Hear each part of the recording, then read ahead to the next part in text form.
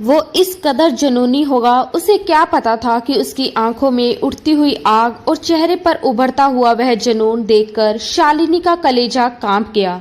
डर के मारे उसका पूरा शरीर थर-थर कांप रहा था, जबकि शिवम राठौर अपने जुनूनी लहजे में उससे सवाल पर सवाल किए जा रहा था।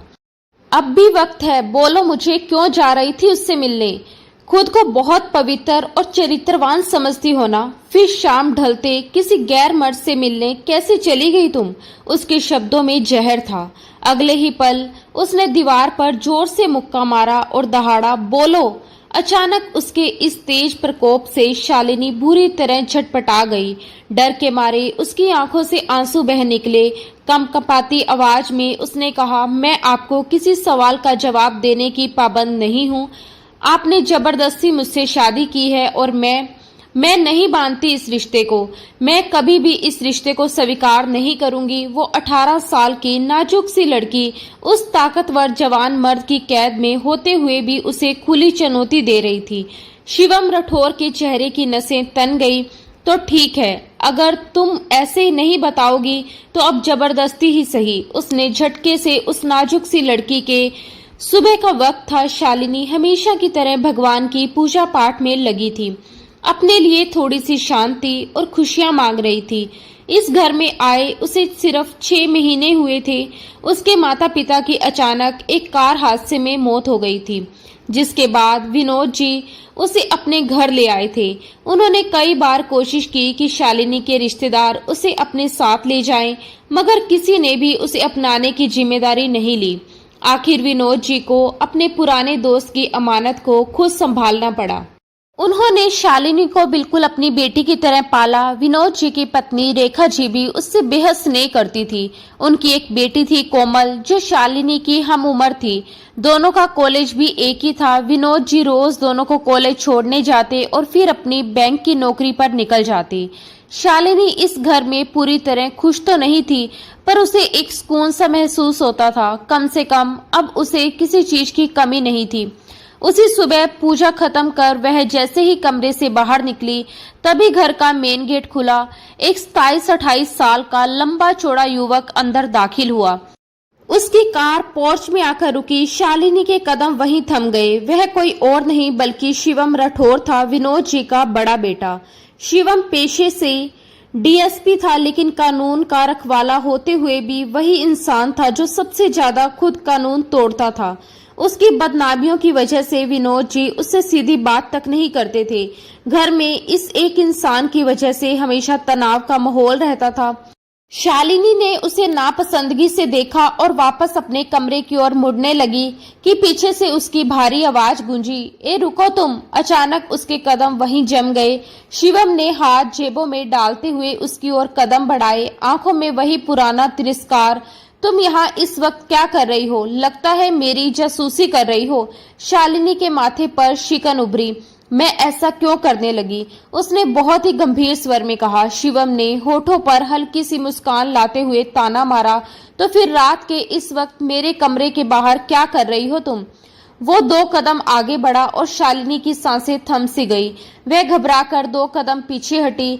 मैं तो बस किचन की ओर जा रही थी, आप ही अचानक आ गए, उसने नजरें चुराते हुए कहा। शिवम ने व्यंग्य से कहा, ओह रियली? तुमने कहा और मैंने मान लिया? इतना बेवकूफ समझा है मुझे? शालिनी के चेहरे पर गुस्से की लकीरें खिंच गई।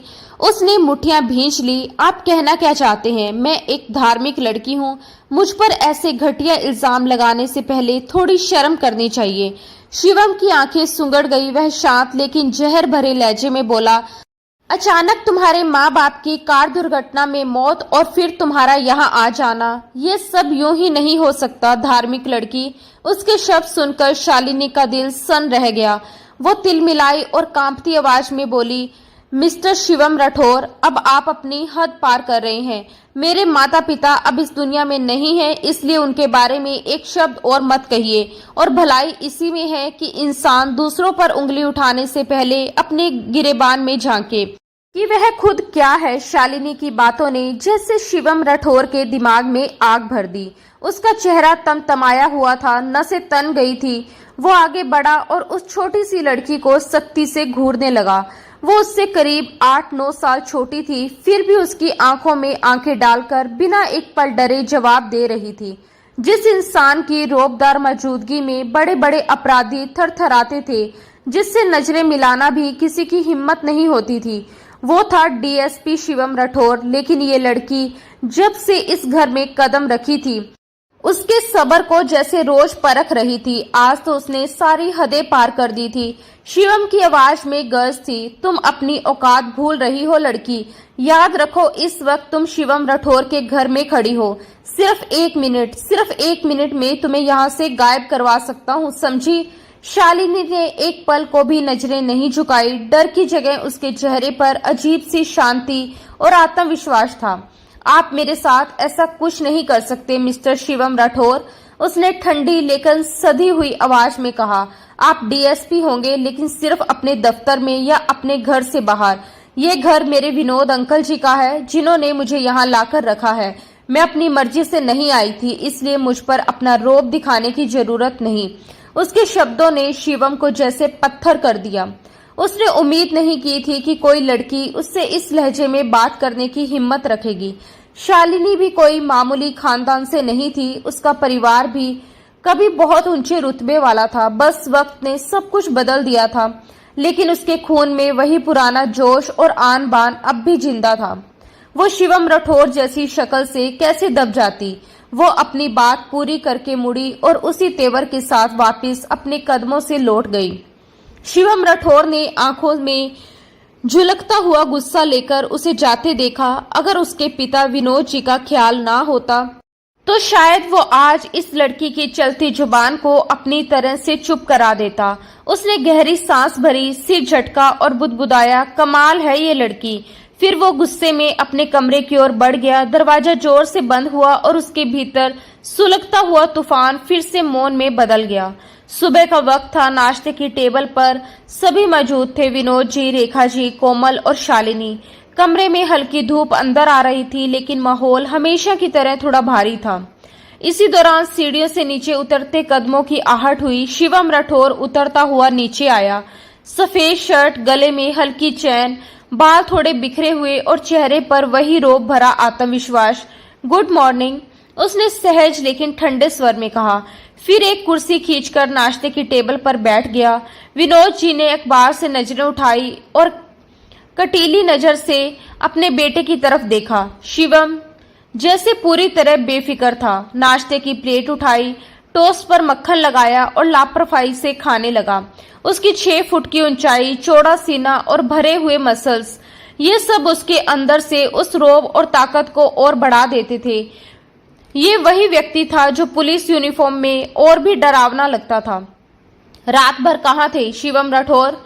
विनोद जी का सवाल टेबल पर सन्नाटा बिखेर गया। एक पल को शिवम का हाथ रुक गया, पर अगले ही पल वह बिना किसी हाव भाव के फिर से खाने में व्यस्त हो गया। शिवम, मैं तुमसे बात कर रहा हूँ। विनोद जी का स्वर पहले से ज्यादा सख्त हो गया। रात भर कहाँ थे तुम? शिवम ने एक गहरी सांस छोड़ी, फिर व्यंग्य से मुस्कुराया। आपको तो सब पता ही होता है ना, आखिर जासूसी के लिए लोग रखे हुए हैं आपने। उनसे पूछ लीजिए कि मैं रात भर कहाँ था। उसका लहजा शांत था, मगर शब्दों में तीखापन था। विनोद जी ने अखबार मोड़ा और हल्का सा पहलू बदला, जैसे उन्हें अपने ही बेटे के लहजे से घिन आ रही हो। मजाल है कि इस लड़के ने कभी किसी सवाल का सीधा जवाब दिया हो। शिवम कुर्सी पीछे खींचकर उठने ही वाला था कि रेखा जी ने प्यार भरी मुस्कान के साथ कहा, शिवम बेटा, रात को जल्दी घर आ जाना, आज मैं तुम्हारी पसंद के कोफ्ते बनाने वाली हूँ। शिवम ने एक पल माँ की तरफ देखा। चेहरे पर हल्की झिझक आई, मगर फिर वही पुराना रौब लौट आया। माँ, कोशिश करूंगा जल्दी आने की, लेकिन फिर भी मेरा इंतजार मत करना। उसका स्वर ठंडा था, मगर भीतर कहीं हल्की बेचैनी छिपी थी। वह अपनी वही अकड़ भरे अंदाज में दरवाजे की ओर बढ़ गया। विनोद जी ने गुस्से और दुख भरी नजरों से रेखा जी की ओर देखा। आप क्यों हमेशा उससे उम्मीदें लगा लेती हैं, जबकि वह हर बार आपको दुख देकर चला जाता है? शिवम के कदम एक पल को रुके। माँ बाप के बीच का ये संवाद उसके कानों तक पहुंच गया था। उसने खुद को रोकने की कोशिश की। रेखा जी का गला रंध गया। उन्होंने धीमे स्वर में कहा, कैसी बातें कर रहे हो राठौर साहब? बेटा है वो मेरा, थोड़ा जिद्दी है, गुस्से वाला है, लेकिन इसका मतलब ये तो नहीं कि मैं उससे मुंह मोड़ लूं। माँ हूं उसकी। विनोद जी ने एक लंबी सांस छोड़ी। काश वो भी कभी आपकी इस मोहब्बत की कदर कर लेता। शिवम की चौड़ी पीठ अब दरवाजे से बाहर जा चुकी थी। विनोद जी ने आखिरी बार उस पर नजर डाली और फिर अपने नाश्ते की तरफ लौट आए। ये तो लगभग रोज का ही सिलसिला बन चुका था। वो रातों को देर से आता, सुबह जल्दी निकल जाता। घर वालों से बातचीत तो उसने कब का बंद कर दी थी। उसकी अक्कड़ मिजाजी और बेकाबू स्वभाव दिन ब दिन बढ़ते जा रहे थे और विनोद जी के दिल में उसका बोझ गहराता जा रहा था। थोड़ी देर बाद विनोद जी गाड़ी लेकर कोमल और शालिनी को कॉलेज छोड़ने निकले। रास्ते भर तीनों ही खामोश रहे। सिर्फ कार के इंजन की आवाज माहौल में गूंज रही थी। कॉलेज के गेट के पास पहुंचते ही विनोद जी ने कहा, बच्चों शायद आज मुझे बैंक से देर हो जाए। जब छुट्टी हो जाए तो मुझे कॉल कर देना, मैं ड्राइवर को भेज दूंगा। शालिनी ने मुस्कुराकर कहा, कोई बात नहीं अंकल, अगर मुश्किल हो तो हम दोनों कैब करके आ जाएंगे। विनोद जी ने तुरंत टोका, नहीं बेटा, इस दौर में किसी पर भरोसा करना मतलब खुद को मुसीबत में डालने जैसा है। जैसे ही तुम्हारी छुट्टी हो मुझे फोन कर देना, मैं ड्राइवर को भेज दूंगा। ठीक है अंकल, दोनों ने एक साथ कहा। विनोद जी ने मुस्कुराते हुए कहा, अपना ख्याल रखना दोनों। वो दोनों कॉलेज के गेट से अंदर चली गई और विनोद जी ने गाड़ी को अपने बैंक की ओर मोड़ लिया। उधर शिवम राठौर तूफान की तरह पुलिस स्टेशन में दाखिल हुआ। उसके चेहरे पर भयंकर गुस्सा और आंखों में सुलगती आग दिख रही थी। उसे देखते ही पूरा स्टाफ खड़ा हो गया। हर एक ने सलाम ठोका, लेकिन शिवम राठौर के कदम जरा भी नहीं रुके। उसने किसी की तरफ देखा तक नहीं, सीधा अपने कैबिन की ओर बढ़ गया और जोर से दरवाजा बंद करके कुर्सी पर बैठ गया। पीठ कुर्सी से टिकते ही उसने एक गहरी लंबी सांस ली।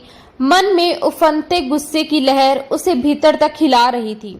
हमेशा से यही था, विनोद राठौर के ताने, उनके शब्द जो हर बार उसके सीने में तीर बनकर उतरते थे। उन्हें लगता था कि वह रातों को आवारा घूमता है, दोस्तों के साथ मस्ती करता है या किसी गलत राह पर चल पड़ा है। यह जानते हुए भी उनका बेटा एक डीएसपी है, एक ईमानदार अफसर जो कानून की कसम खाकर अपने फर्ज निभाता है। एक बाप होकर अपने ही बेटे पर शक। शिवम के होठों से धीमी मगर जहर भरी आवाज निकली। उसने आंखें बंद की, गुस्से को रोकने की कोशिश की, लेकिन भीतर का तूफान अब काबू में नहीं आ रहा था। इतने में दरवाजा खटखटाया। मैं कम इन सर? इंस्पेक्टर मोहित अंदर आया। हाथ में फाइल थी। गुड मॉर्निंग सर, ये वही फाइल है जो आपने मंगवाई थी। उसने फाइल टेबल पर रखी और सख्त सलामी दी। शिवम ने हल्के सिर हिलाने के अलावा कुछ नहीं कहा। फाइल खोली और उसका ध्यान तुरंत अंदर लिखे शब्दों में खो गया। वह फाइल एक सीरियल किलर केस की थी, एक ऐसा कातिल जो महीनों से शहर में आतंक मचा रहा था। आज सारी रिपोर्टें शिवम के पास थी, लेकिन फिर भी उसके पास उस इंसान का चेहरा नहीं था। ना कोई फोटो, ना कोई ठिकाना, ना कोई निशान।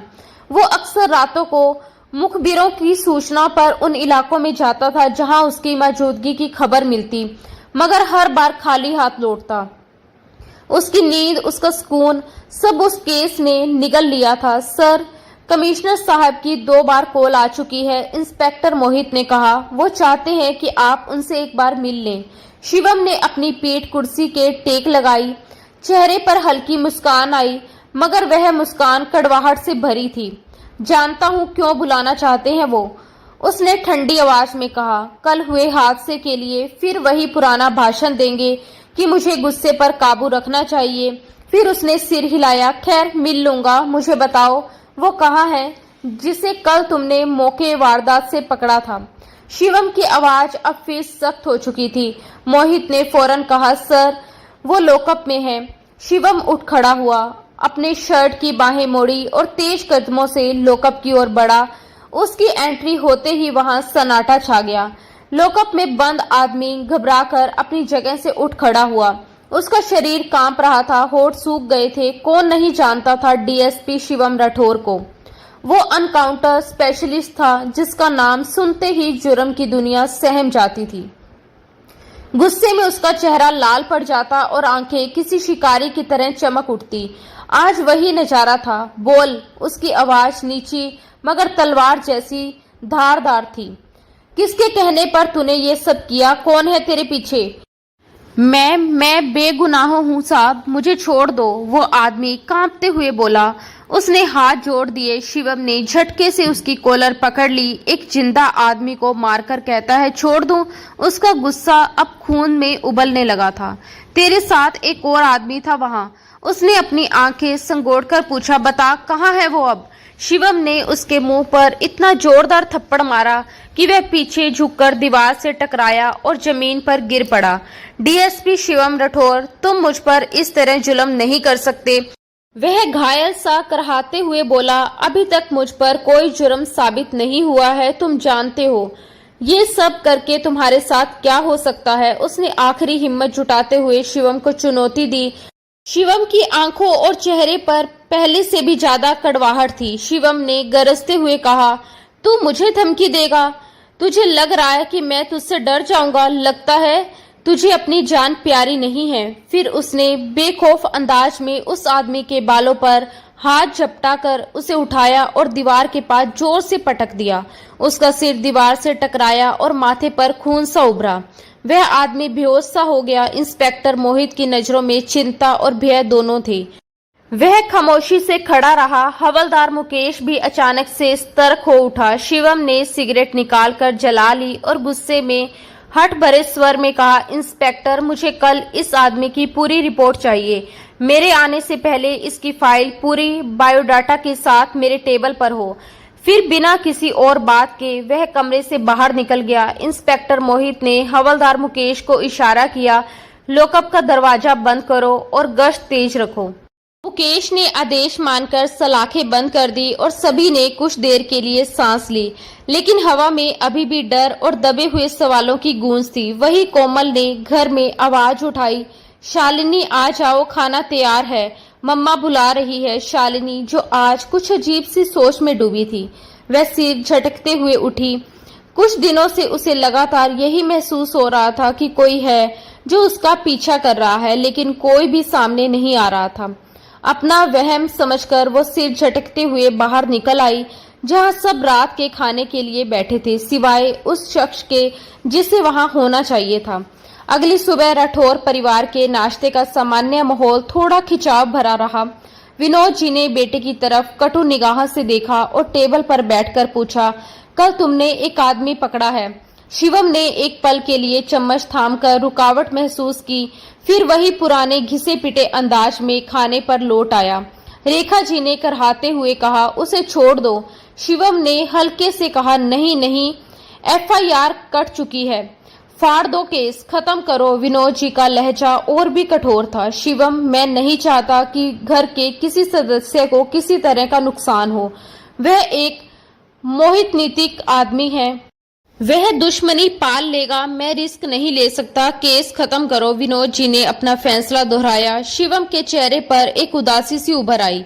वह कहता है, कानून मेरी जेब में नहीं है कि आज कागज पर लिखवाऊं और कल फाड़ दूं।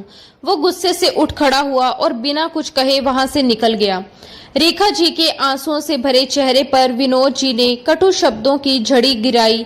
देख लिया आपने, यही तुम्हारे लाड़ प्यार का नतीजा है कि आज वह बाप के सामने तनकर खड़ा हो गया। पुलिस स्टेशन में फिर वही सन्नाटा था। शिवम एक बार फिर लॉकअप की ओर गया। हवलदार मुकेश, इंस्पेक्टर मोहित और बाकी कर्मी सख्ती से खड़े थे। शिवम ने कड़क आवाज में कहा, मुकेश उसकी फाइल ला। वही गिरफ्तार शख्स सलाखों के पीछे बैठा था। शिवम के कदमों की आहट पर वह उठ खड़ा हुआ। उसका चेहरा भय और थरथराहट से फीका पड़ चुका था। शिवम ने उससे उसके नाम के बारे में पूछा। नाम? तो उसने कहा, साहिल दादा। माँ का नाम? मुन्नी बाई। बाप का नाम? और फिर वह रुक गया।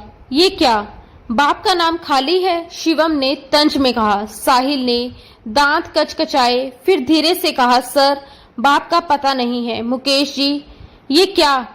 शिवम ने मजाक उड़ाने वाले अंदाज में कहा। शिवम अपनी जगह से उठकर साहिल को घूरने लगा। जिसके बाप का पता नहीं होता उसे क्या कहते हैं मुकेश? शिवम के सवाल पर साहिल पागल हो गया। डीएसपी, वो गुस्से से चिल्लाया, एक बार जेल खोल फिर बताता हूँ। तुझे मेरा बाप कौन है? वो जेल की सलाखों को जोर जोर से पीटते हुए बोला। मुकेश जी, इस पिल्ले को जानते हो? एक गरीब आदमी को इसने जिंदा, लेकिन वह अपने माँ बाप की जायज औलाद था। उसके बाप का कॉलम खाली नहीं था। शिवम ने उसे और भी भड़काया और साहिल बुरी तरह तिलमिला गया। वो गुस्से से गुर्राया, सिर्फ एक बार यहाँ से बाहर निकलूं, फिर देखना तुझे तेरी जेल समेत आग में तहस नहस करता हूँ। शिवम हल्के से मुस्कुराया और हुक्म दिया, मुकेश जी, जेल खोल दो। हवलदार मुकेश और बाकी पुलिस वाले हैरानी से शिवम को देखने लगे। साहिल एक खतरनाक मुजरिम था। शिवम की बात सुनकर साहिल मुस्कुराया और अपनी मूंछों को ताव देने लगा।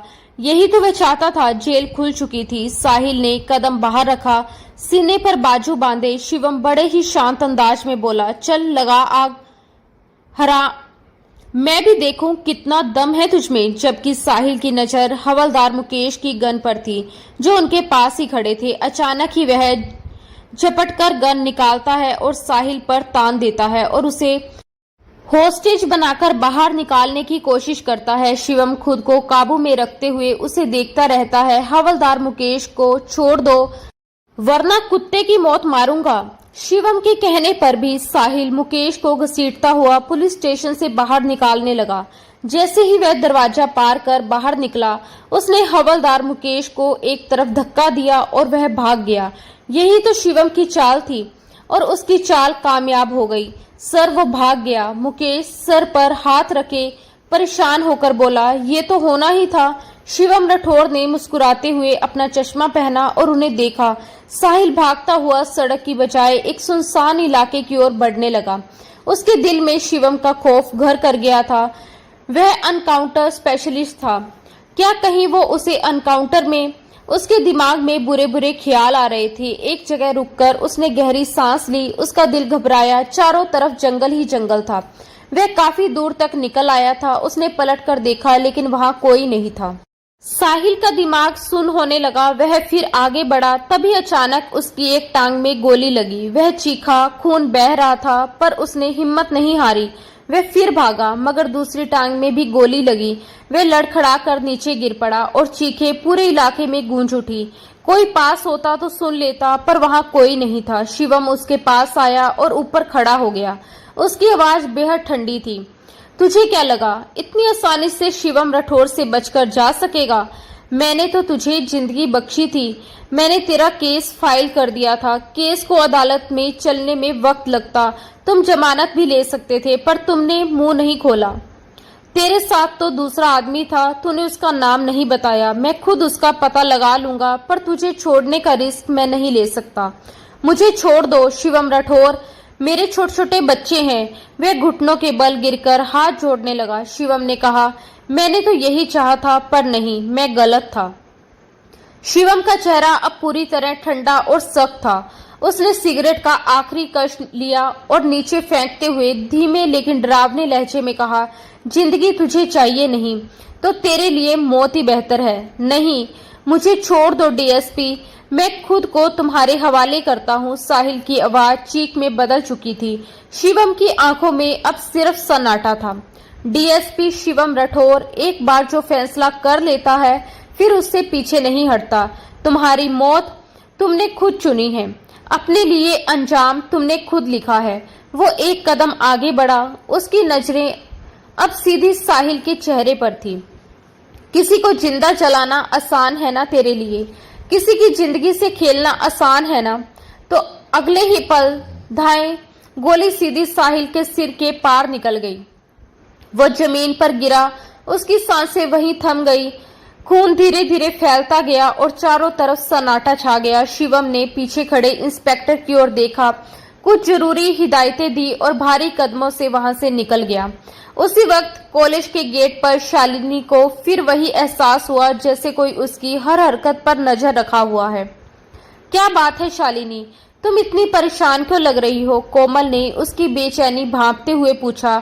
शालिनी ने चारों ओर नजर दौड़ाई, फिर बोली, कुछ नहीं, बस सोच रही थी कि अंकल जी अभी तक आए क्यों नहीं। उसने घबराकर मोबाइल में समय देखा। आज वो वक्त से पहले निकल आई थी। बस आती होंगे, फिक्र मत करो। कोमल ने उसका हाथ थामकर दिलासा दिया ही था कि अचानक धक धक तेज फायरिंग की आवाज गूंजी। दोनों घबराकर एक दूसरे का हाथ पकड़कर भागे। कॉलेज की इमारतें पीछे छूट गई और वे हाँफते हुए एक सुनसान सड़क पर आकर रुकी। न जाने कौन लोग थे वो और क्यों फायरिंग कर रहे थे। कोमल ने हकलाते हुए कहा। तभी एक काली एसयूवी उनके ठीक सामने आकर अचानक ब्रेक लगाकर रुकी। नकाबपोश आदमी ने झपटते ही कोमल की कलाई पकड़ ली और बिना एक पल गवाए उसे जोर से गाड़ी के अंदर धक्का दे दिया। शालिनी, जो थोड़ी ही दूर पानी की बोतल लेने गई थी, ये सब देखकर सन्न रह गई। उसके हाथ से बोतल छूटकर जमीन पर गिर पड़ी। वो घबराकर पूरी ताकत से गाड़ी के पीछे दौड़ी, मगर गाड़ी तेजी से निकल गई। बस कुछ ही सेकंड में आंखों से ओझल हो गई। शालिनी हाँफती हुई सड़क पर खड़ी रह गई। उसकी आंखों में आंसू झलक आए। उसे समझ नहीं आ रहा था कि करे तो क्या करे। उसने मोबाइल निकालकर किसी को कॉल करने की कोशिश ही की थी कि तभी करीब 10 मिनट बाद वही काली गाड़ी वापस आई। अचानक ब्रेक लगाते हुए वो उनके पास आकर रुकी और अगले ही पल कोमल को बाहर फेंककर तेजी से निकल गई। शालिनी का दिल जोर जोर से धड़कने लगा। वो दौड़कर कोमल के पास पहुंची। कोमल, तुम ठीक हो ना? उसने कांपती आवाज में पूछा। कोमल की हालत बुरी थी। उसका चेहरा सूजा हुआ, आंखों में डर और कपड़े अस्त व्यस्त थे। वो फूट फूट कर रो पड़ी और शालिनी से लिपट गई। शालिनी ने उसे संभालते हुए पास की बेंच पर बिठाया, पानी की बोतल खोलकर उसके होठों तक लगाई और आसपास लोग गुजर रहे थे पर किसी ने पलटकर देखा तक नहीं। हर कोई अपने काम में व्यस्त था, जैसे किसी के पास इंसानियत के लिए एक पल भी ना हो। कुछ नहीं हुआ कोमल, सब ठीक है। शालिनी ने उसके कंधे पर हाथ रखते हुए उसे दिलासा देने की कोशिश की, लेकिन कोमल ने भयभीनी आंखों से उसकी तरफ देखा और कांपती आवाज में कहा, नहीं शालिनी, कुछ भी ठीक नहीं है। शालिनी के दिल की धड़कनें तेज हो गई। क्या मतलब? उसने धीरे से पूछा। कोमल फूट पड़ी। उन्होंने मेरी बहुत गलत हालत में तस्वीरें ली हैं। उसकी सिसकियों के साथ जैसे हवा भी थम गई। शालिनी के पैरों तले जमीन खिसक गई। उसने एक पल को कोमल को देखा और फिर खाली नजरों से सामने जैसे सब कुछ घूमने लगा हो। उधर उसी रात शिवम राठौर जल्दी घर लौट आया था। विनोद जी पहले से ही गुस्से में थे और उसे देखते ही मानो फट पड़े। तुमसे मैंने क्या कहा था शिवम, और तुमने क्या किया? उनकी आवाज पूरे हॉल में गूंज उठी। शिवम बिल्कुल शांत और संयमित खड़ा रहा। आपने कहा था उसे आजाद कर दो, मैंने कर दिया। उसने सीने पर हाथ बांधते हुए लापरवाही से कहा। विनोद जी की आंखों में आग थी। तुमने उसे जिंदगी से ही आजाद कर दिया शिवम राठौर। उनकी दहाड़ से घर की दीवारें तक कांप उठी। रेखा जी तुरंत बीच में आई, उन्हें शांत करने की कोशिश की। विनोद जी प्लीज, लेकिन उन्होंने झटके से उनका हाथ छुड़ा दिया। सब जानते थे जब विनोद राठौर गुस्से में हो तो कोई बीच में नहीं बोलता, और शिवम राठौर उनका बेटा उनसे 2 कदम आगे था। शिवम ने बनावटी मुस्कान के साथ कहा, देखिए आपने कहा था उसे आजाद कर दूं तो मैंने किया। अब अगर वो फिर पकड़ा गया और एक पुलिस वाले को घायल कर दिया तो इसमें मेरा क्या कसूर? मजबूरन मुझे वही करना पड़ा। वो ठंडी सांस छोड़ते हुए सोफे पर टिक गया। उसके लहजे में बेपरवाही थी, मगर आंखों में अब भी वही आग जल रही थी। तुम्हें लगता है तुम ये सारे बहाने बनाओगे और मैं यकीन कर लूंगा? जानते हो वह किसका आदमी था और अब वह अपनी दुश्मनी निकालेगा। विनोद जी लगातार भड़क रहे थे। क्या आप सच और हक की बात कहने से डरते हैं? शिवम ने धीमे से उनके कान में सरगोशी की। मैं क्यों किसी से डरूं, लेकिन बेमतलब किसी अजनबी के लिए अपने घर वालों के खिलाफ दुश्मनी खड़ी करना क्या सही है? विनोद जी ने तर्क संगत आवाज में कहा, जिस पर शिवम मुस्कुरा भी उठा। मेरे लिए वह अजनबी ही मेरा परिवार है और मैं उनका रक्षक हूँ। शिवम ने मजबूत लहजे में कहा। सीढ़ियों के ऊपर खड़ी शालिनी घबराकर शिवम की ओर देखती रही। एक बात कान खोलकर सुन लो, वह वक्त दूर नहीं जब तुम अपनी नौकरी से हाथ धो बैठोगे। शिवम जो ऊपर जाने लगा, विनोद जी की बात सुनकर वह ठिठक गया। उसी पल उसकी नजर शालिनी पर टिक गई। ना जाने क्यों शिवम को लगा कि वह उसकी जासूसी कर रही है। शिवम के देखते ही शालिनी घबराकर भागते हुए अपने कमरे में चली गई। हे भगवान, मैं क्या करूं? कोमल की मदद कैसे करूं? शालिनी के हाथ पैर पसीने से भीग गए। उन लोगों ने कोमल की तस्वीरें खींची थी और साथ ही शालिनी का नंबर भी ट्रेस कर लिया था। अब कोमल की तस्वीरें भेजकर उसे ब्लैकमेल कर रहे थे। शालिनी समझ ही नहीं पा रही थी ये लोग कौन हैं जो कोमल को लेकर उसे ब्लैकमेल कर रहे थे। कोमल को शाम से ही तेज बुखार था। वह दवा लेकर सो चुकी थी, मगर शालिनी बेचैनी में कमरे में चक्कर लगा रही थी। तभी एक मैसेज टोन बजी। उसमें एक पता भेजा गया था और रात के वक्त वहां मिलने के लिए बुलाया गया था। शालिनी के हाथ पैर और भी ज्यादा कांपने लगे। तभी दहाड़ की आवाज के साथ दरवाजा खुला और शिवम राठौर अंदर दाखिल हुआ। उसे देखकर एक पल के लिए शालिनी ऐसे घबरा उठी जैसे उसकी चोरी पकड़ी गई हो। एक बात याद रखना, तुम शालिनी जायसवाल, तुम्हारी ये शक की हरकतें तुम्हें ले डूबेंगी। तुम जो जासूसी कर रही हो उससे बाज आ जाओ, वरना वह दिन दूर नहीं जब मैं शिवम राठौर तुम्हें इस घर से धक्के देकर निकाल दूंगा। शिवम उसे अच्छे से धमकाकर बाहर निकल गया। जैसे ही वह बाहर गया, शालिनी ने भगवान का धन्यवाद करते हुए गहरी सांस छोड़ी। अब उसे रात गहरी होने का इंतजार करना था। जब सब सो जाएं, दिल ही दिल में डरते हुए वह कोमल के लिए इतना बड़ा कदम उठाने को तैयार थी। वह कोमल की इज्जत पर आंच नहीं आने देना चाहती थी। जब उसे यकीन हो गया कि घर में सब लोग सो चुके हैं, तो वह जल्दी से कमरे से बाहर निकली। इस वक्त राठौर हाउस में सन्नाटा पसरा हुआ था। हल्की हल्की रोशनियां हर तरफ जल रही थी। वह इधर उधर ध्यान से देखती हुई लगभग भागने के अंदाज में बाहर दरवाजे की ओर बढ़ ही रही थी। एक पल को उसके कदम लड़खड़ा गए।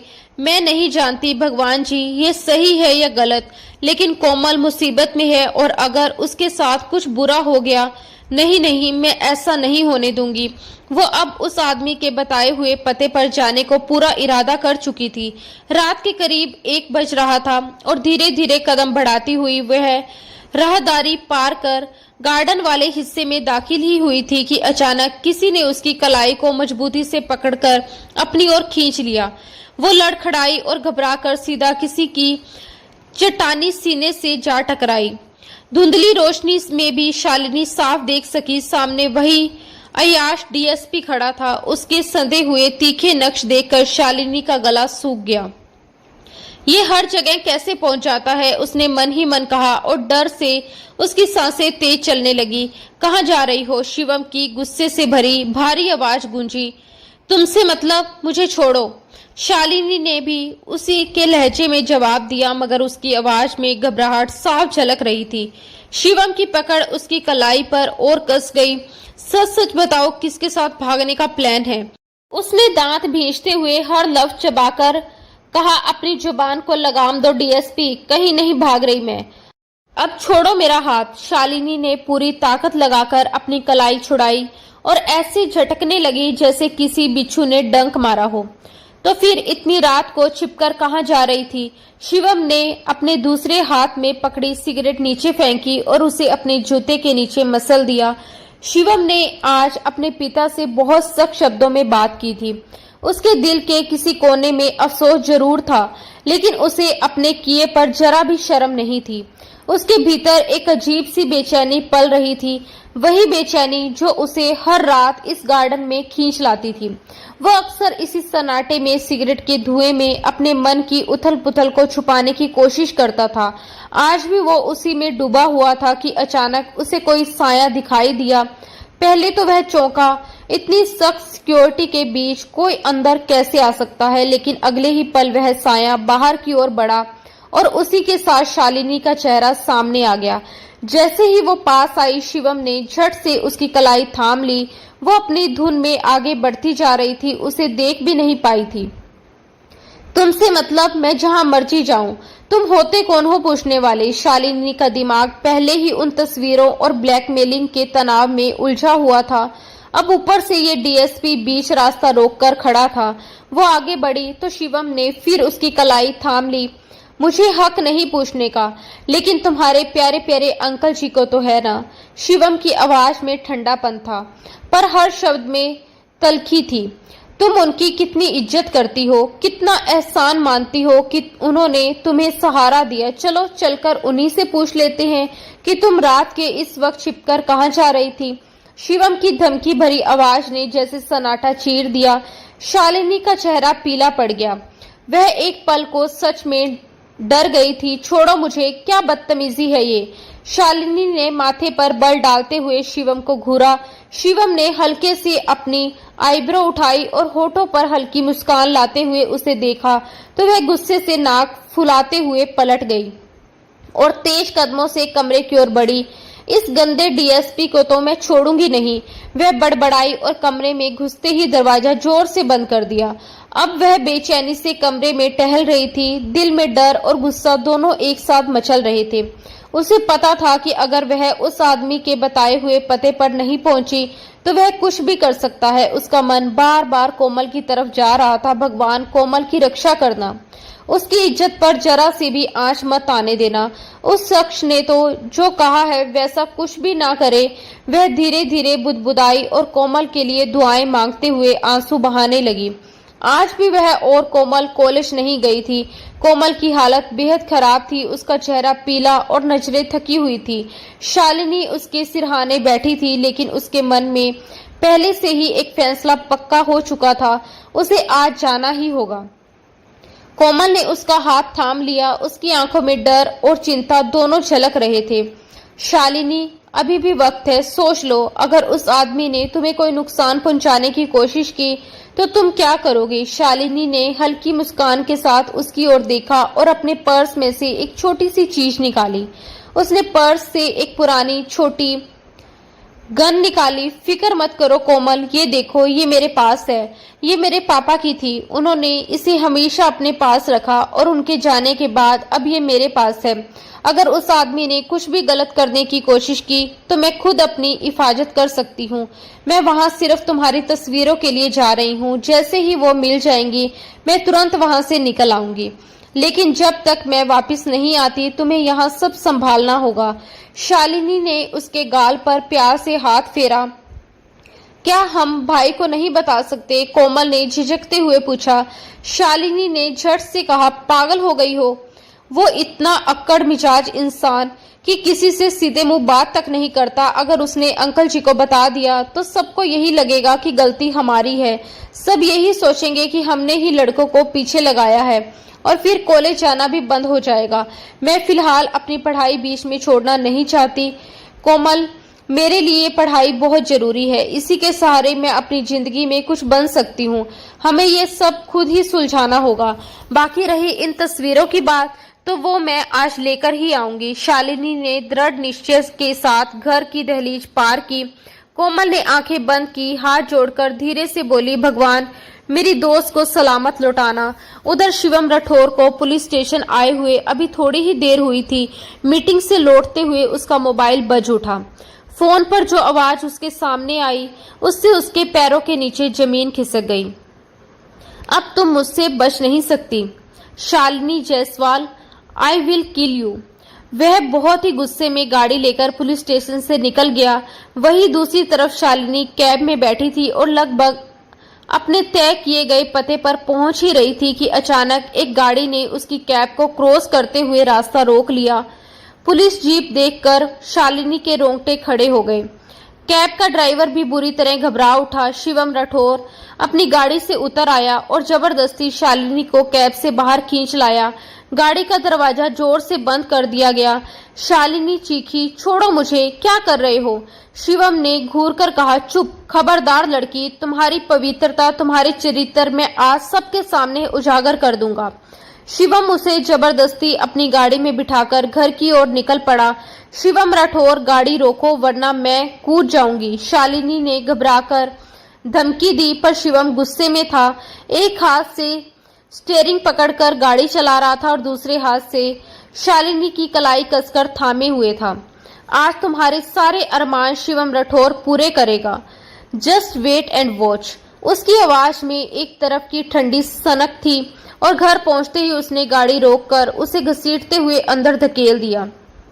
ये क्या जबरदस्ती है शिवम, छोड़ो मेरा हाथ, शालिनी ने जोर से कहा। सामने सोफे पर बैठे विनोद जी शिवम की इस हरकत को देखते ही खड़े हो गए। आंखों में गुस्सा भर आया। शिवम ने ठान लिया था कि ये हाथ अब नहीं छूटेगा। आप सब लोग अभी और इसी वक्त मेरे साथ मंदिर चलें, ये शादी अभी और इसी वक्त होगी। शिवम की ये सनक भरी बात सुनकर सब लोग सन रह गए। कोमल तो भाई के गुस्से से डरकर माँ के पीछे जा छुपी। तुम पागल हो गए हो? कौन सी शादी, कैसी शादी? कोई शादी नहीं होगी।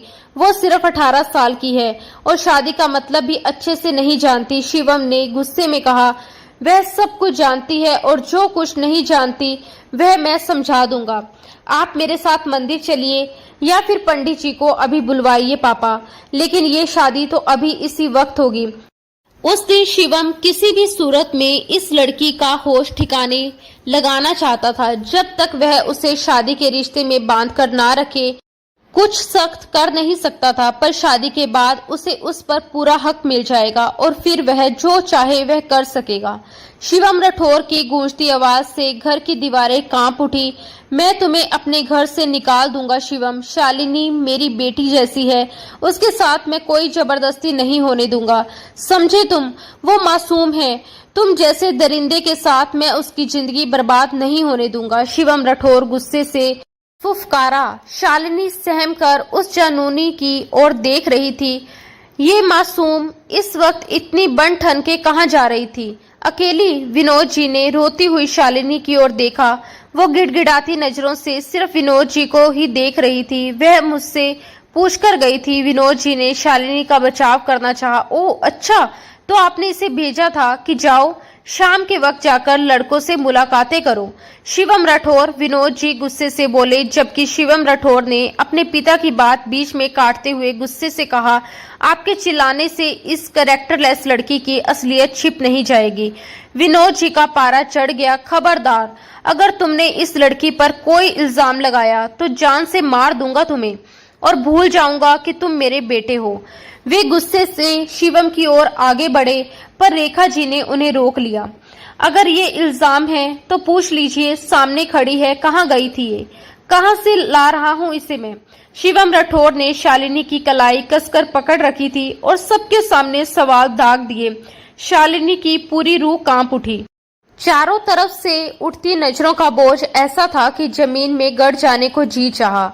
आज शिवम राठौर ने उसे उस मोड़ पर ला खड़ा किया था जहां उसे अपने कैरेक्टर का सबूत देना था। उसने एक दर्द भरी नजर शिवम राठौर की ओर डाली। मुझे आपके साथ ये शादी स्वीकार है। शालिनी के इन शब्दों में विनोद जी को स्तंभ कर दिया। शिवम ने शक भरी निगाहों से उसे देखा। फिर भी इस इकरार ने दोनों को शादी के बंधन में बांध दिया था। विनोद जी ने बिना और किसी सवाल के तुरंत शालिनी और शिवम के साथ मंदिर की ओर चलना ही बेहतर समझा। वहां बहुत ही सादगी से उनकी शादी कर दी गई। शादी के बाद शिवम ने शालिनी की कलाई और भी कसकर पकड़ ली और उसे सीधे घर ले आया। वह कमरे की ओर दहलीज पार कर ही रहा था कि विनोद जी ने शिवम को टोका। शिवम ने विनोद जी से कहा, अब ये मेरी पत्नी है और पत्नी हमेशा अपने पति के साथ ही रहती है। शादीशुदा है आप तो इतना तो जानते ही होंगे। शिवम के बेबाक लहजे पर विनोद जी का गुस्सा और बढ़ गया। उनके हाथ हल्कों से कांप रहे थे, पर वे अपना नियंत्रण खोना नहीं चाहते थे। रेखा जी ने दूरी से ही अपने पति को चुप रहने का इशारा किया। शिवम ने शालिनी को हाथ से पकड़कर घसीटते हुए अपने कमरे में ले जाकर दरवाजा बंद कर दिया। कोमल रोते हुए माँ के पास लिपट गई। रेखा जी समझ नहीं पाई कि वह इतना क्यों रो रही है, पर कोमल को पता था कि आज उसकी वजह से शालिनी कितनी बड़ी मुसीबत में फंस चुकी है। शालिनी कमरे के अंदर आते ही गुस्से से फट पड़ी। हर रात एक नई लड़की को अपने बिस्तर पर शोभा बनाने के बाद आपको मुझ जैसी लड़की से जबरदस्ती शादी करते हुए शर्म नहीं आई? पुलिस वाले गंदे होते हैं। उसका बस नहीं चल रहा था कि शिवम का हाल खराब कर दे। जबरदस्ती नहीं, तुमने खुद शादी के लिए हामी भरी थी। शिवम राठौर ने अपनी जैकेट उतारकर दूर फेंकी। शालिनी डर के मारे 2 कदम पीछे हटी। You know you are right. हर रात एक नई लड़की मेरे बिस्तर को गर्म करती है और आज की रात बहुत स्पेशल होने वाली है, क्योंकि आज द ग्रेट शालिनी, हमेशा पूजा पाठ करने वाली लड़की शालिनी राठौर मेरे हक में आते ही मेरे बिस्तर की शोभा बनेगी। दूर रहो मुझसे। शिवम राठौर, करीब मत आना। वो घबराई हुई पीछे हटी, लेकिन शिवम राठौर गुस्से में उबल रहा था। शादी से थोड़ी देर पहले फोन पर आई कॉल में उसने जो सुना था उसके शब्द अब तक उसके दिमाग में गूंज रहे थे। बहुत प्रोटेक्ट कर लिया तुमने उसे, अब वो खुद चलकर आ रही है मेरे पास अपनी इज्जत मुझे सौंपने। अपने दिल को सुकून देने के बाद फिर उसे अपने आदमियों के आगे डालूंगा। वो उसके साथ क्या करेंगे शिवम राठौर तुम अच्छे से सोच सकते हो, और अगर उसमें जरा भी जान बची तो उसे बेच दूंगा। उसके बाद तुम्हारे घर की इज्जत पूरी जिंदगी कोठे पर रुसवा रहेगी। शिवम राठौर की नसें गुस्से से फटने को थी। वह शालिनी की कितनी सेफ्टी कर रहा था यह वही जानता था, या उसका भगवान। पूरा घर सिक्योरिटी से भरा हुआ था। जब भी शालिनी और कोमल बाहर जाती तो उनके साथ पूरी सिक्योरिटी होती, लेकिन उस दिन कॉलेज के बाहर शालिनी और कोमल के साथ जो हुआ वह शिवम राठौर नहीं जान सका, क्योंकि वह कॉलेज की छुट्टी से पहले ही बाहर निकल आई थी और शिवम राठौर के गार्ड्स उनकी छुट्टी के समय बाहर आते थे, वरना वह सब कुछ जान जाता। इस वक्त उसका दिमाग ऐसे जल रहा था जैसे कोई गर्म भट्टी उसके अंदर तप रही हो। वह इस आग में शालिनी को भी झुलसा देना चाहता था। जोर से उसने उसे बिस्तर पर धक्का दिया और वह तड़पकर उसे देखने लगी। आज तो हमारी शादी की पहली रात है ना, फिर ये आंसू क्यों? बहुत बहुत पवित्र, चरित्रवान और धार्मिक बनने का शोर मचाती हो तो क्या ये नहीं जानती कि सुहाग रात में पति को नाराज नहीं करते बल्कि उसे खुश किया जाता है। यही पत्नी का सबसे बड़ा धर्म होता है। वो एक घुटना बिस्तर पर खते हुए ठंडे लहजे में बोला। सुहाग रात की शालिनी के आंसू थम ही नहीं रहे थे। उसे अंदाजा भी नहीं था कि शिवम राठौर औरत के मामले में कितना जुनूनी है, और औरत भी वो जो अब उसका इश्क बन चुकी थी और अब उसकी बीवी थी। वो शालिनी के ऊपर आ गया। शालिनी की चीख निकल गई। वो बुरी तरह कांप रही थी। नहीं प्लीज मत करो। वो हाथ जोड़ने लगी। क्यों गई थी वहां तुम? बोलो कौन है वो? क्या रिश्ता है तुम्हारा उसके साथ? बोलो, जवाब दो मुझे, वरना ऐसा हाल करूंगा कि मेरे जुनून को तुम सह नहीं पाओगी। जिस्म से रूह में ऐसी समा जाऊंगा कि सारी रात तड़पोगी, लेकिन रहम नहीं खाऊंगा। वो ठंडे लहजे में फुफकारते हुए बोला। मैं कहीं नहीं। वो फिर से सिमट गई। बात अगर सिर्फ उसकी अपनी होती तो बता देती, लेकिन कोमल का नाम कैसे लेती? तो तुम ऐसे नहीं बताओगी। शिवम ने उसे तकिए पर पटका और अपनी शर्ट खोलकर, अभी तुम मेरे जुनून से जानकार नहीं हो। मेरे जुनून की जरा सी झलक भी तुम सहन नहीं सकोगी। बात है इससे पहले कि शालिनी और कुछ कहती, वह उसके नाजुक होठों पर झुका और पल भर में ही अपनी जुनूनियत से उसे रूबरू करवा गया। वो तड़प उठी। वह खुद उसे दूर धकेलती रही, लेकिन उसका गुस्सा कम होने की बजाय और बढ़ता चला जा रहा था। हल्का सा कट देते हुए वह जरा सा पीछे हट गया। शालिनी बुरी तरह तड़प उठी थी। उसे क्या पता था कि वह इतना जुनूनी होगा। अब भी वक्त है, बताओ मुझे, क्यों जा रही थी उससे मिलने? खुद को बहुत पवित्र कहती हो ना, फिर शाम के ढलते साए में किसी गैर से मिलने कैसे जा सकती हो तुम?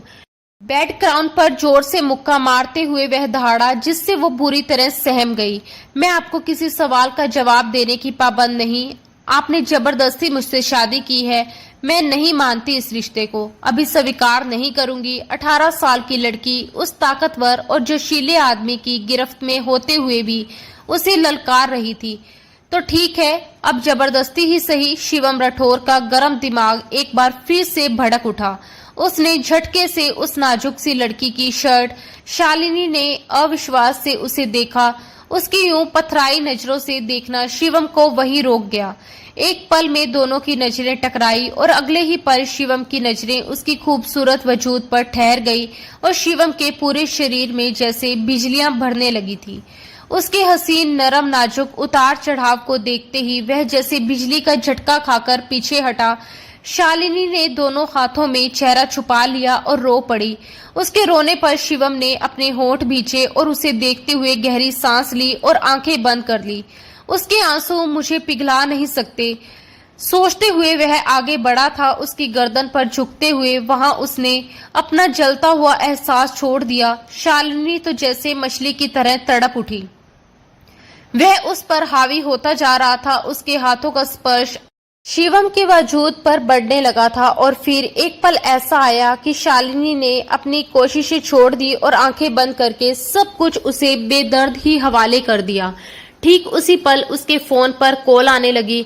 दोनों ही बुरी तरह चौंक गए। शिवम राठौर ने अपनी लाल गरम आंखें शालिनी के घबराए चेहरे पर टिका दी और झटके से उठकर उसके फोन तक पहुंच गया। जैसे ही वह उठा, शालिनी ने पास पड़े दुपट्टे को खुद पर डालते हुए उसके हाथ से अपना फोन छीनने की कोशिश की, लेकिन सामने शिवम राठौर था, डीएसपी शिवम राठौर।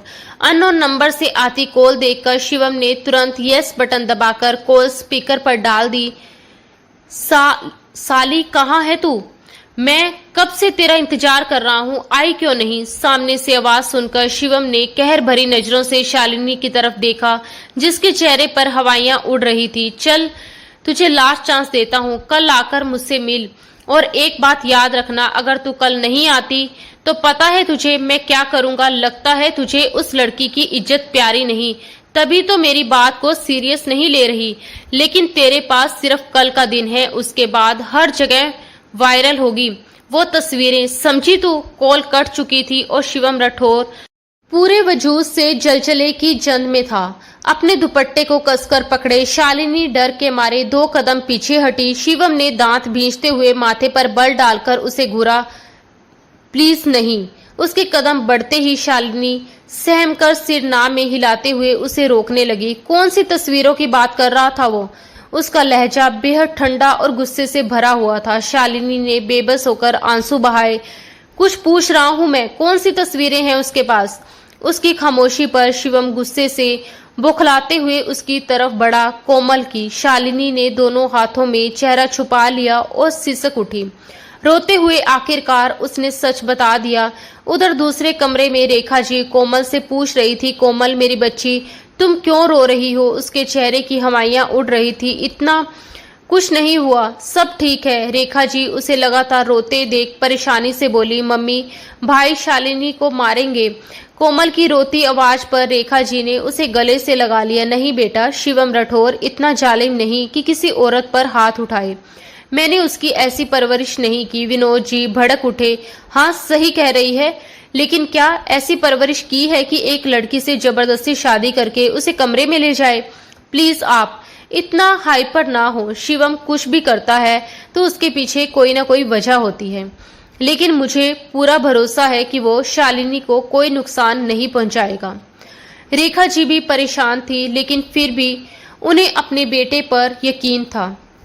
भगवान करे ऐसा ही हो, वरना मुझे नहीं लगता। विनोद जी ने अपना चश्मा उतारा और एक सोफे पर ढह गए। कोमल रोते हुए फिर से माँ से लिपट गई। तुम इतनी बड़ी हो गई हो कि ये फैसला खुद लिया तुमने। शालिनी की सारी बातें सुनकर शिवम ने अपनी मुट्ठियां कसकर भींच ली। सुबह का सूरज निकल चुका था। वह रोते हुए सर झुकाए एक मुजरिम की तरह बैठी थी। अफसोस होता है मुझे खुद पर कि मैं एक डीएसपी हूँ। मेरे अपने ही घर वाले सेफ नहीं तो मैं बाहर किसी और को क्या प्रोटेक्ट करूंगा। वह गुस्से से खड़ा हो गया। इसमें हमारी कोई गलती नहीं। उन्होंने अचानक से कोमल को, और फिर इतनी बड़ी गलती। शिवम ने गुस्से से टोका। तुम जो कल अकेले जा रही थी उस शख्स से मिलने, क्या उसे गलती नहीं कहोगी? बल्कि गलती नहीं, पाप है ये। घर वालों से छुपकर अनजान आदमी से अकेले मिलने जा रही थी तुम, ये जानते हुए कि वो कुछ भी कर सकता है। शिवम की बातों पर शालिनी फिर से सिर झुका गई। कोमल की खातिर मैं क्या? कोमल एक लड़की है, उसके खातिर तुम अपनी इज्जत नीलाम करने जा रही थी। शालिनी डैम इट, वो उसे अब भी अपने हक में सफाइयां देते देख पूरी तरह से भड़क उठा। तभी शालिनी के नंबर पर मैसेज टोन बजी।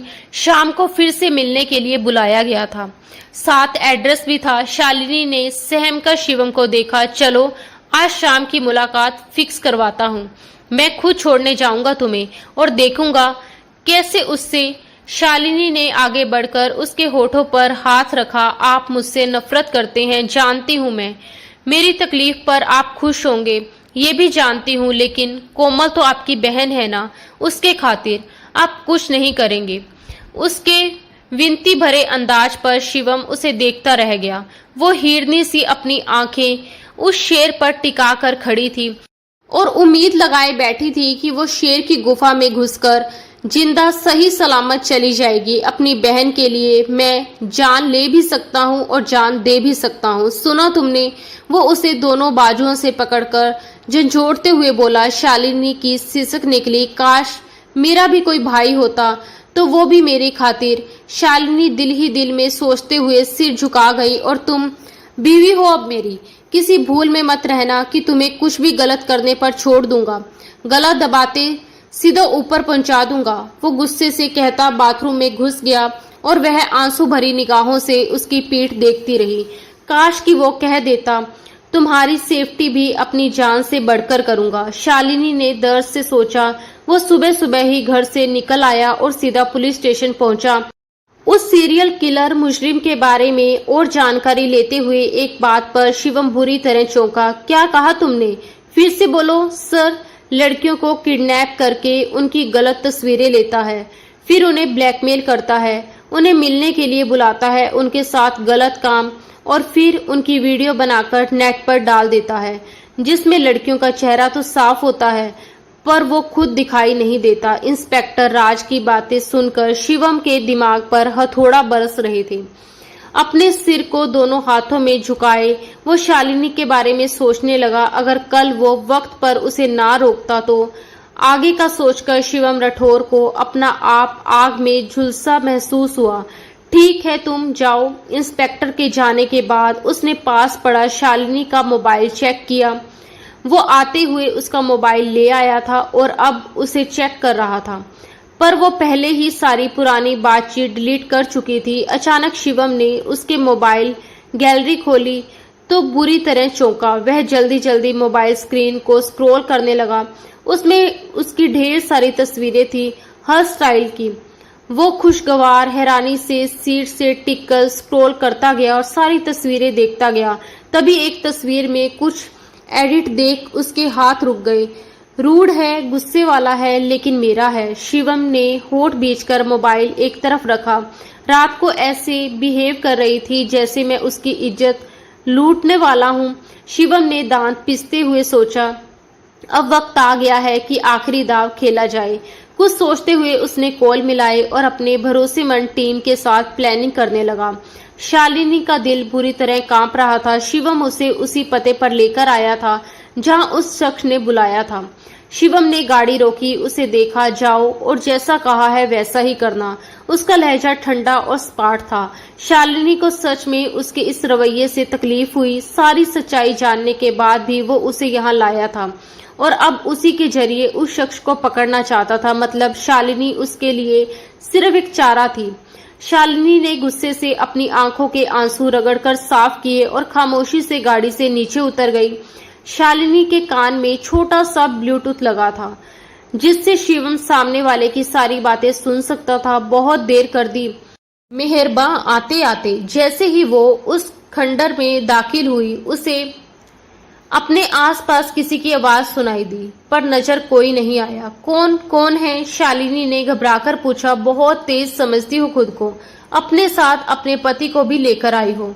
वो समझदार है कि उसने मुझे अपने जाल में फंसाया है, जबकि वो ये नहीं जानता कि मेरा बिना जाल उसके जाल से कहीं ज्यादा ताकतवर है।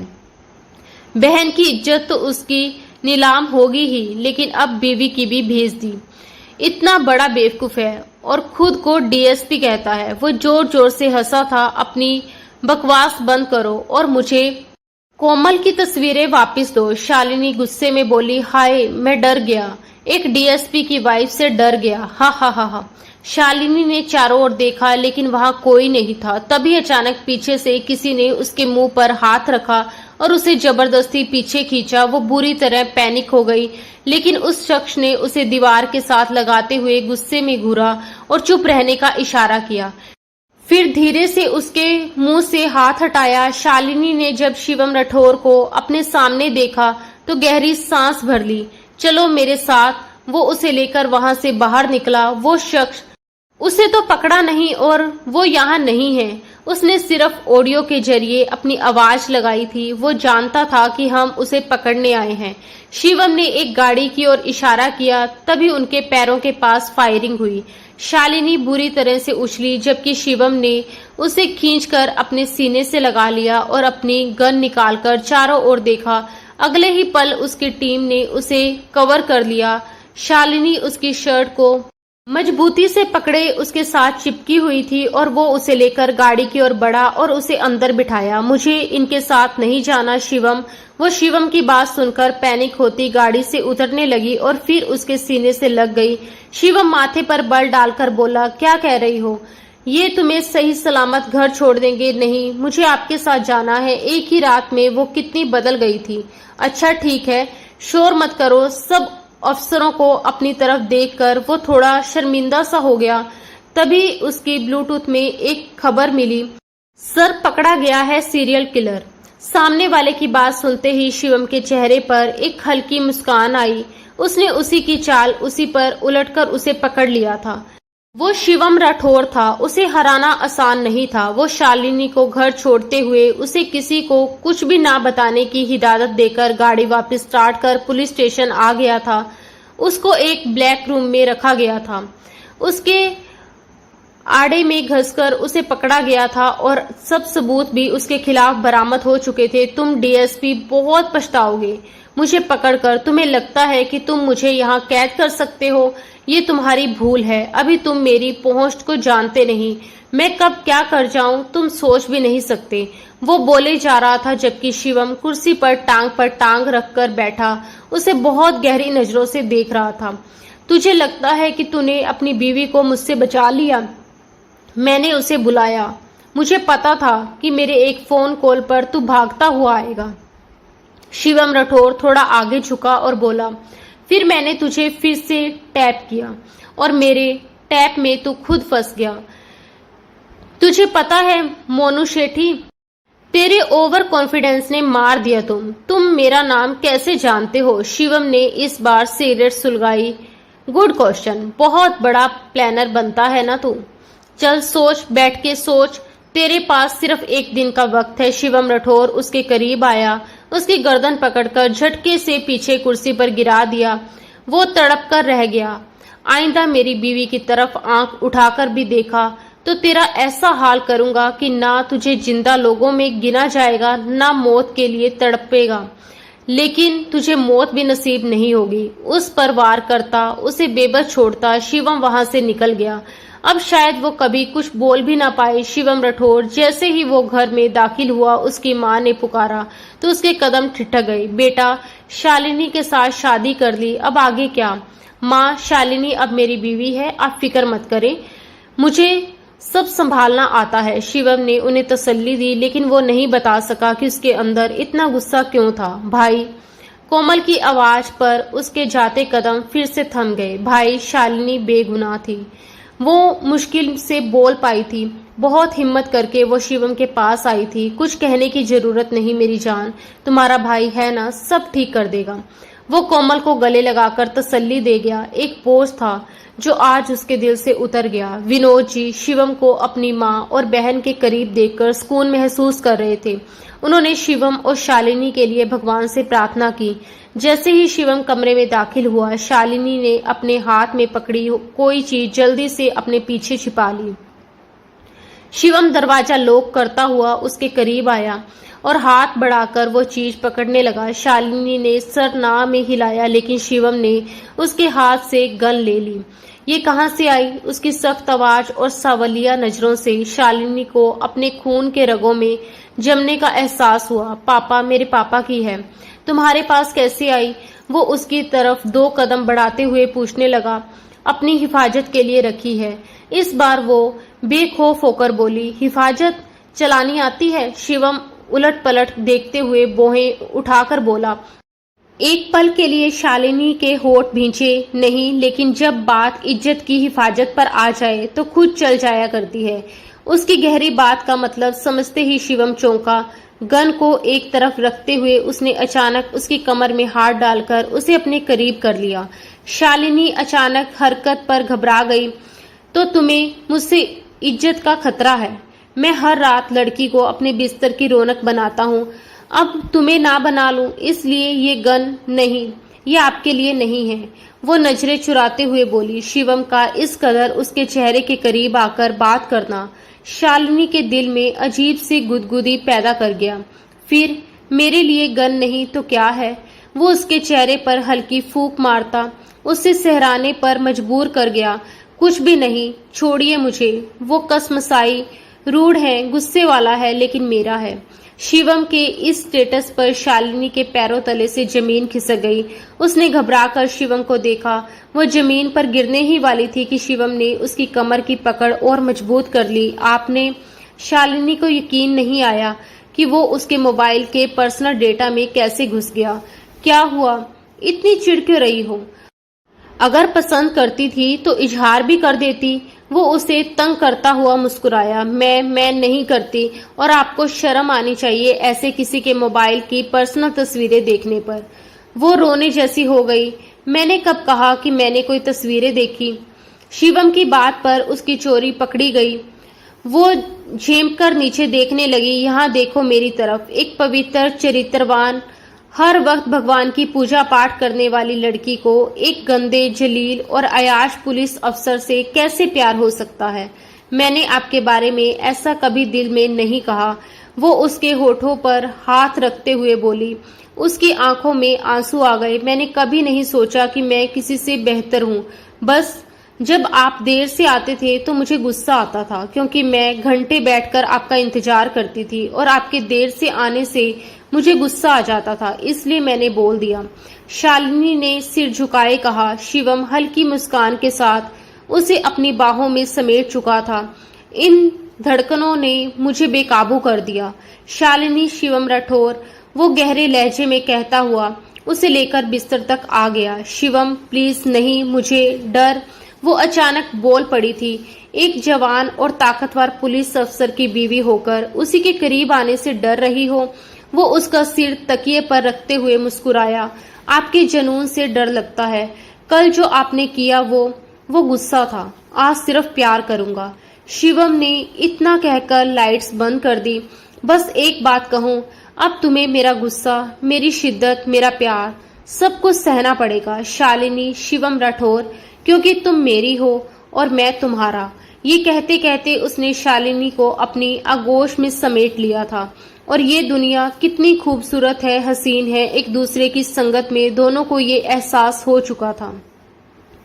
तो दोस्तों, आज की हमारी कहानी आपको कैसी लगी हमें कमेंट में जरूर बताइए। अगर आपको कहानी पसंद आई हो तो लाइक का बटन दबाना मत भूलिए। और हाँ, ऐसी रोमांटिक, दिल को छू लेने वाली कहानियों के लिए हमारे चैनल को सब्सक्राइब कर लें और बेल आइकन भी दबा दें, ताकि आप हर रोज नई कहानी मिस ना करें।